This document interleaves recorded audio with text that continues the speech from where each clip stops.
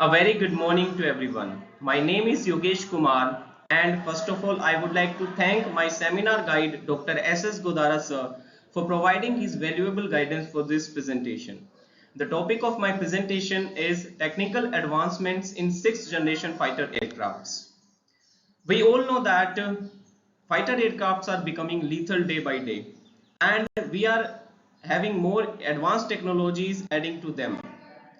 The content of this presentation will include the different generations of fighter aircraft. Later on, we will particularly talk about the generation 6th. And lastly, we will focus upon the different programs run by various countries and the challenges faced by the design engineers. So we know that 6th generation fighters are more advanced than 5th generation fighters, and they are expected to enter the service by 2030s. They are a conceptualized design, they are not a reality yet. But all of the design engineers from the various countries, they are on a race to develop the technologies which are required to make these 6th generation fighter aircrafts. Talking about various generations of these aircrafts, firstly, this terminology is not regulated by a body, but the core elements which are there, they remain same, and most of the people are in agreement.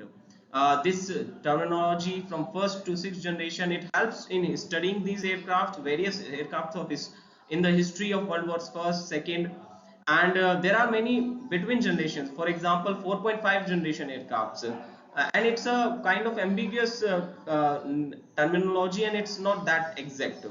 And the latest is sixth generation.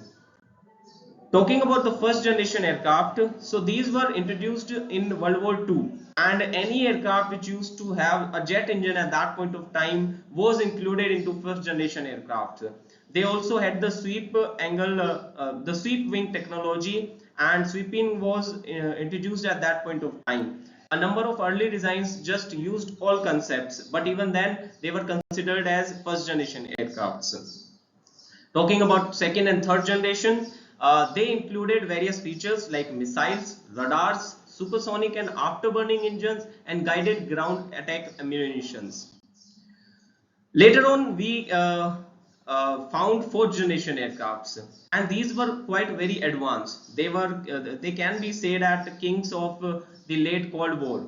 And by this stage, they included computer assisted flight, improvement in radars, a new generation of missiles were added to them. Some of the examples of fourth generation representatives are F-15, F-16, F-18, Mirage 2000, MiG-29, and Su-27. Now, fifth generation aircrafts, which are currently are the aircrafts which exist today and are the most advanced till now. The main feature of these aircraft was stealth. They have high stealth capability. One example we all are aware of, the F-35, which is a generational poster child for the fifth generation, means it was the first aircraft in the fifth generation category. Super Cruise is another characteristic of these aircraft, networking and information fusion.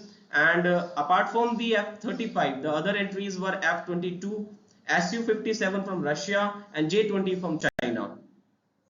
I talked about the fusion technology. So in fusion, the various inputs from the sensors, from the control and command system, they are fused together to provide a more accurate battlefield, the details of a battlefield to the pilot. And that is why fusion technology is something of very prominence in the fifth generation aircraft as well as in the coming sixth generation aircrafts. Now let's talk about what a generation 6 is. The characteristics of this 6th generation aircrafts will be manned unmanned teaming, means manned, some aircraft will be manned, other aircraft will be unmanned, and they will be fused together in such a way that they will be working harmoniously. Optionally manned means we will have an option to optionally man those aircraft. Variable cycle engines for efficiency, improved sensors and EWAR, directed energy weapons, next generation PVIs, and again making stealth quite more effective. The various programs which are being run by various countries are such as shown in the presentation. FAXS is a air superiority sixth generation aircraft proposed by USA. Another aircraft proposed by USA is NGAD-FX, which is again a air superiority aircraft.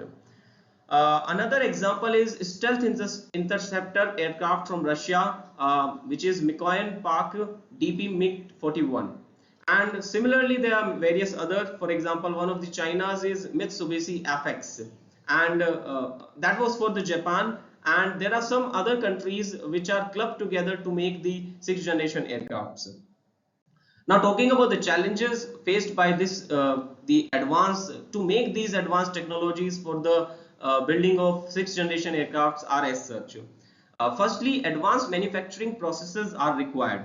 3D printing, automation, other advanced techniques to reduce streamline production and reduce cost. Similarly, material costs and component cost has to be reduced.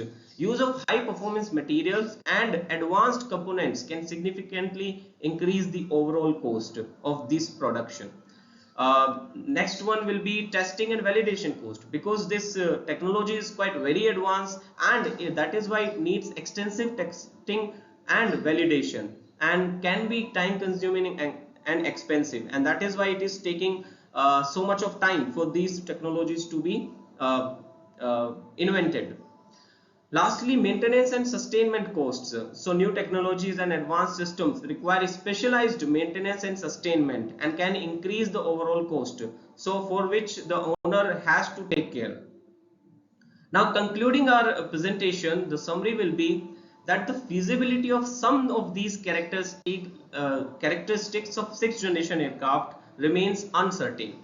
Means still we are working upon them, and it is cannot be said with completely kind of full support that we will be able to develop these technologies with the same efficiency which we are imagining. So the development time, cost are likely to prove two major factors in laying out practical roadmaps.